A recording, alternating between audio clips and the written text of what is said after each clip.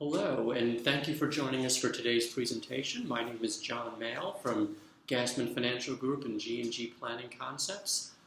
Happy New Year to all, and we're going to take you through 10 painless financial resolutions that you can actually keep. It's New Year's resolution season. We're just a few days into the new year, so this is a terrific time to talk about some quick and hopefully painless financial resolutions that you can actually keep.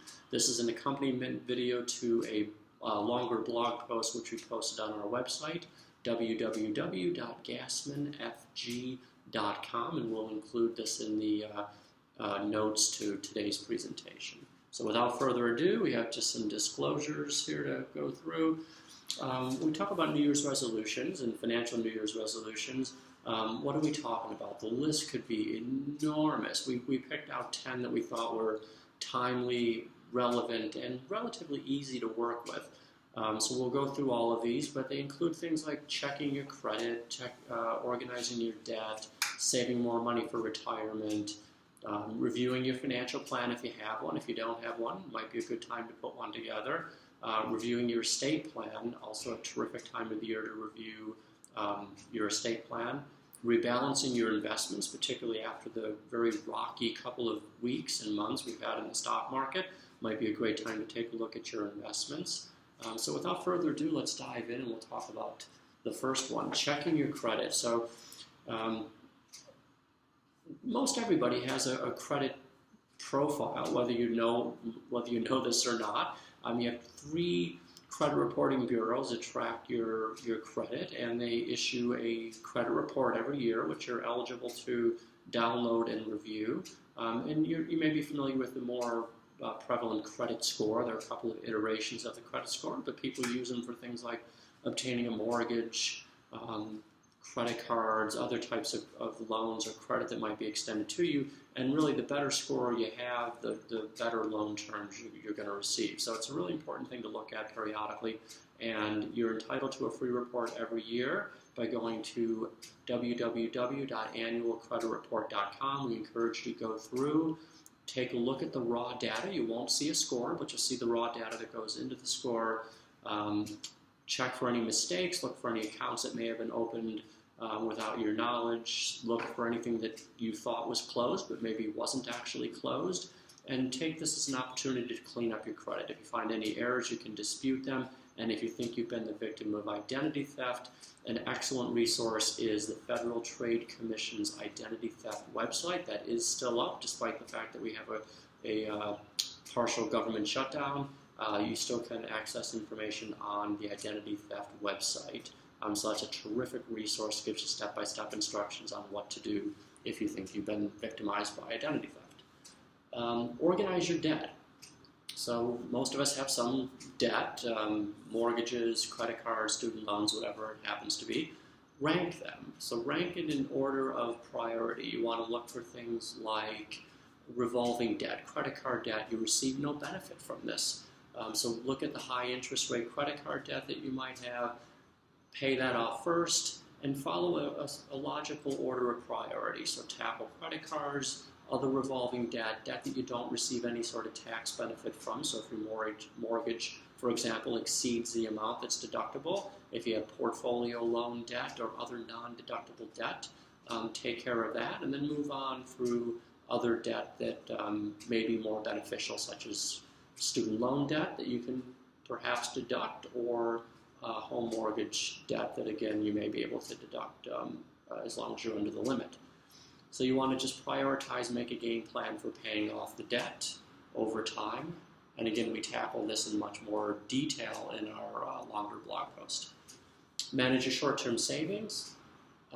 People think of asset allocation and managing your investments in terms of longer-term investments, but it's really important to manage your short-term savings as well. So having an adequate emergency fund is just one step to managing your short-term savings, but also allocating your savings in a logical way. You may not need to have 6 months or a year of savings sitting in a cash account at the bank earning next to nothing.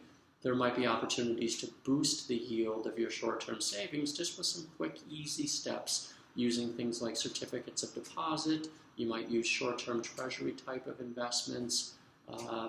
You could use money market mutual funds or other types of vehicles. It may not be quite as liquid as cash in the bank, but would offer you some additional yield. So for a portion of that fund, you might look for ways to boost your yield, but the really important thing is, having some short-term funds available in case you need one. So especially if you have volatile income, you work on commissions, you work in a highly volatile type of a field, you may need to keep more income off to the side to manage short-term fluctuations, as opposed to somebody who has extremely stable income, where they may not need to have a very large emergency fund.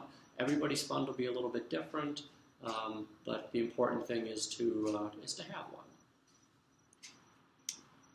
Making a budget and sticking to it. Making a budget's really not as difficult as people assume that it will be. It's really listing your expenses. We encourage people to do this on an after-tax basis because that's how people spend their money. They don't spend it on a pre-tax basis. They spend it on a post-tax basis. And we're looking to allocate our savings effectively and efficiently. So look for opportunities to put extra money aside, maybe in your emergency fund, or maybe if you've got some extra money left over at the end to allocate towards longer-term savings goals. The budget's really the place where all of this begins. So make a list of your ongoing expenses, make a list of your ongoing income, make sure that you capture large one-time expenses like vacations or insurance premium payments, and then you put this into a cohesive format, and we have a lot of tools and tricks available for helping you to do this. And again, it's covered in more detail in our blog post, but the idea is if you have a good working budget, it's going to help you to allocate your savings a lot more efficiently, and you may find some opportunities to save additional money by working through a budget. Check your paycheck. This is really important. We passed a landmark tax bill last year, tax legislation at the end of last year, and the IRS updated the withholding tables in early 2018, but a lot of folks haven't updated their payroll withholdings with their employers. This is important because you may have inadequate withholdings or you may have too much withheld from your paycheck depending on your situation. So review this. Great year to do it, especially since you'll be filing taxes and you may have to gather a lot of information anyway. Take the opportunity to review your payroll withholdings and see if they're adequate. You want to avoid withholding too little and incurring tax penalties, but you also want to be careful of not having too much withheld, getting an enormous refund, because you may miss opportunities to save some of that money during the year. For example, in your 401k, 403b, or other tax advantage savings. So you want to strike the proper balance there of withholding enough but not too much. Save more for retirement. Everybody says save more for retirement. The statistics are really kind of shocking. 33% of Americans no retirement savings at all, and only a sliver of folks, 13%, have saved more than $300,000 for retirement. So some lucky people may have pensions that provide a good replacement of their income, but that's less and less prevalent as more of the baby boom generation, the people who may have been covered by pensions, more typically were covered by pensions, are no longer being covered. So aside from government workers, some state employees, some folks like firefighters or police officers, most of us aren't going to get a pension, and the onus is really on us to save adequately for retirement. So even $300,000 is not going to be enough for most people to retire on, and the statistics on the lower end, I don't need to go through those. They're rather horrifying if you're in the unfortunate camp of having little or nothing saved for retirement. And there are ways to bolster this retirement savings and to rescue your retirement, but obviously the earlier you begin, the better. So as your financial house is burning down, this very definitely is not fine. Fund an IRA. You probably don't want to fund this particular IRA. I don't know if they're still accepting donations, but we won't advocate you're sending money to the Irish Republican Army, but you do want to fund your individual retirement account. So the slide doesn't actually perfectly correlate to the limits. This talks a little bit more about qualified plan deferral limits, so 401ks, 403bs, you can put away up to $19,000 this year, an extra $6,000 if you're age 50 or older. But the good old-fashioned IRA is a great way to save. For 2019, the limit was increased. You can put away in your individual retirement account this year $6,000 and $7,000 if you're age 50 or older. So be careful if you're a participant in one of these qualified plans, because that's going to restrict your ability to deduct a traditional IRA contribution, but you can always contribute to a Roth so long as you abide by the income limit. You can't make too much money and contribute into a Roth. So those are available on the IRS website, those limits, both if you participate in a qualified retirement plan at work, as well as the income limits for a Roth IRA contribution. And remember, with the Roth IRA, even if you can't fund one directly, you can do one indirectly through what is informally known as the backdoor Roth IRA. So there's a little technique behind that, but the point is you can still get money into a Roth IRA even if your income exceeds the limit. So think about how you're going to get money into an IRA, whether it's deductible or not. It can help you for long-term savings goals. Review your financial plan if you have one. If you don't have one, it might be a great time to put one together. In your financial plan, you want to really take a good hard look at whether you have adequate resources saved for retirement if you haven't retired already. You want to take a look at your budget. You want to look at your spending. You want to look at things like your asset allocation, your insurance plans, taxes. Are there ways to perhaps reduce your tax burden? So there's a whole plethora of things you can be looking at if you're approaching retirement.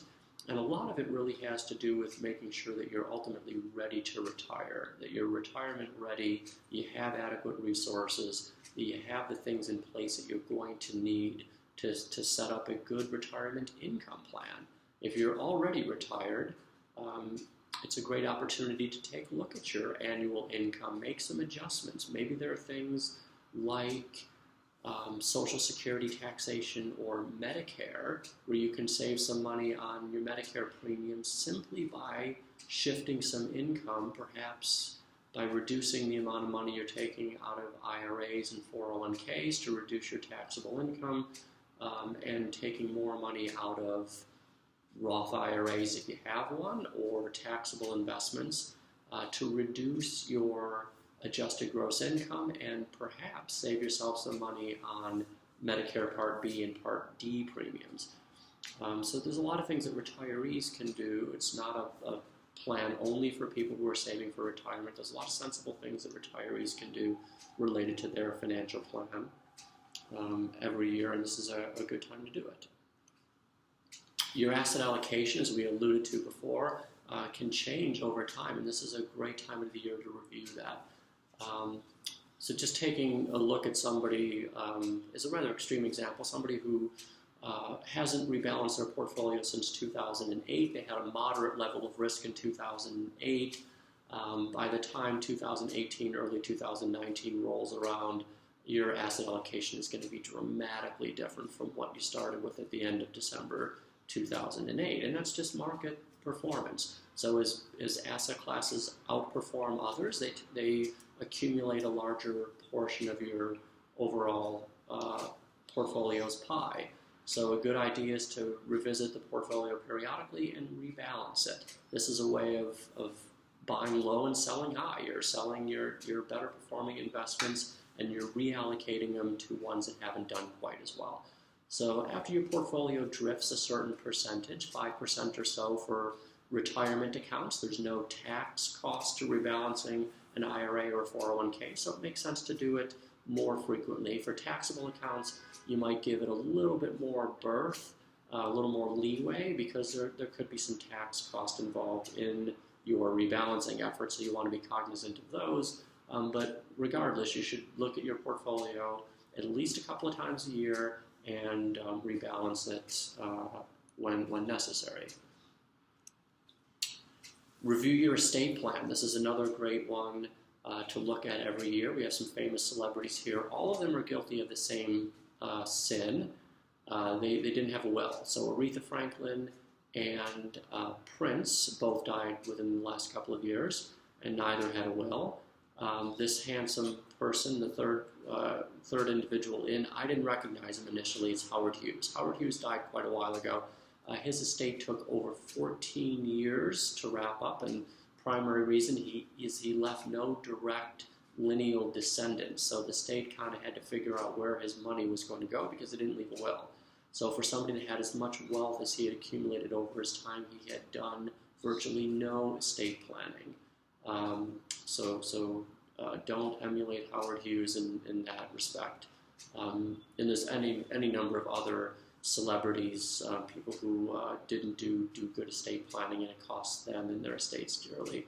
And the final person, Tupac Shakur. Tupac died 23 years ago. He was a young man when he died. He didn't have a will. A lot of young people don't have a will. They don't think that they need one.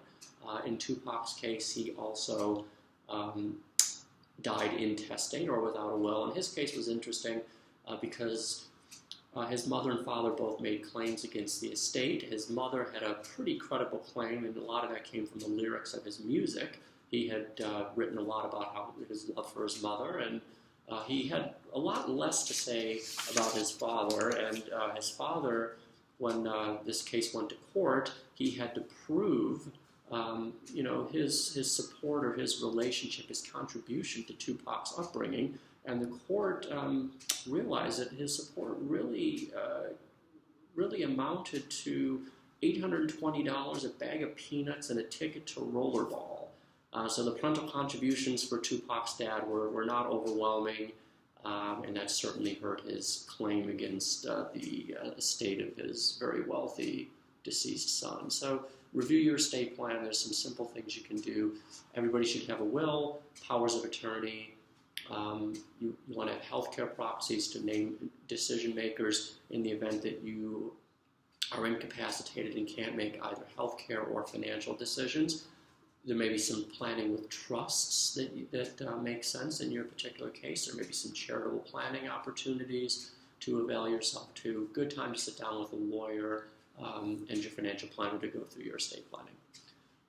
So these are some just simple tricks and tips that you can use to make some resolutions and stick with them in 2019. Don't try to tackle all of these at once, no matter how ambitious you might be and how good you might be at managing your New Year's resolutions. 10 is surely too ambitious. Start with 1 or 2 that are really important and resonate with you, and begin to work through the rest. Thank you very much for your time and attention. Please look to our YouTube channel for additional videos on financial and estate planning topics, and contact us with any questions, comments, or suggestions for future topics. Again, I'm John Mayle from Gassman Financial Group and G&G Planning. Thank you very much for spending a couple of minutes with us today. Take care.